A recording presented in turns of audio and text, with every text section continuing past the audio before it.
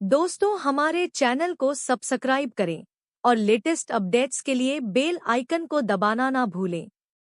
एक गांव के चौराहे पर ढोल की ताल पर लोगों की भीड़ इकट्ठी हो रही थी।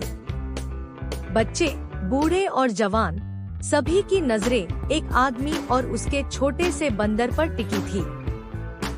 यह मदारी था शंकर और उसका नटखट साथी गुल्लू बंदर।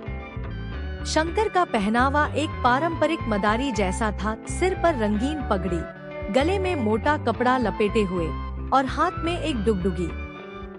गुल्लू, उसका बंदर, छोटे छोटे रंगीन कपड़ों में सजा हुआ था।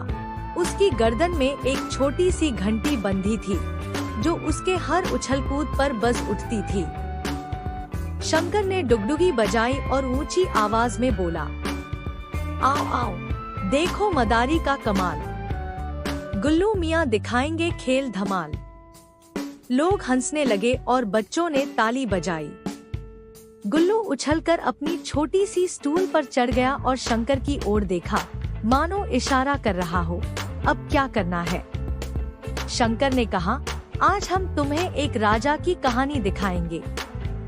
गुल्लू तुरंत सीना तानकर खड़ा हो गया और शंकर ने एक छोटा सा मुकुट उसके सिर पर रख दिया। ये है राजा गुल्लू सिंह, जो अपनी प्रजा से बहुत प्यार करते हैं, लेकिन उनके राज्य में एक दिन चोर घुस आते हैं।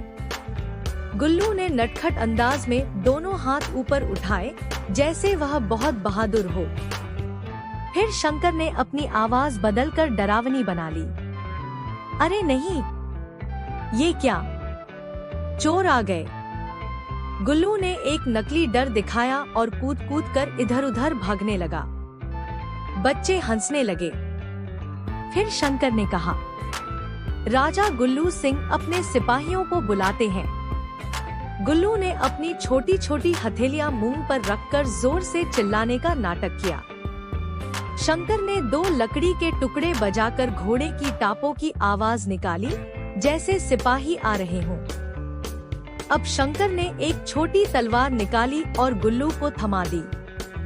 गुल्लू ने उसे दोनों हाथों से पकड़ा और बहादुरी से इधर उधर घुमाने लगा जैसे असली योद्धा हो।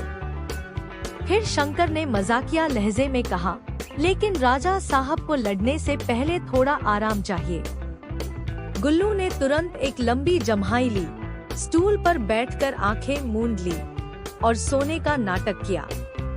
यह देखकर भीड़ ठहाके लगाने लगी। लेकिन अचानक शंकर ने आवाज बदली, अरे नहीं, चोर महल के अंदर आ गए। गुल्लू ने फौरन आंखें खोली और जोश में उछलकर तलवार घुमाई। फिर वह दो पैरों पर खड़ा हो गया और नाचने लगा, मानो लड़ाई में जीत का जश्न मना रहा हो। खेल खत्म होने के बाद शंकर ने गुल्लू को इनाम देने के लिए जेब से एक छोटा सा केला निकाला। लो राजा साहब, यह तुम्हारे लिए। गुल्लू ने खुशी खुशी केला लिया, लेकिन तभी उसकी शरारती आंखों में चमक आई। वह शंकर को देखकर मुस्कुराया और केला पीछे छुपा लिया। शंकर ने पूछा, अरे मेरा केला कहाँ गया? गुल्लू ने मासूमियत से इशारा किया, मुझे नहीं पता। बच्चे हंसने लगे। फिर अचानक गुल्लू ने केला निकालकर शंकर के सिर पर रख दिया और भागकर उसके कंधे पर चढ़ गया।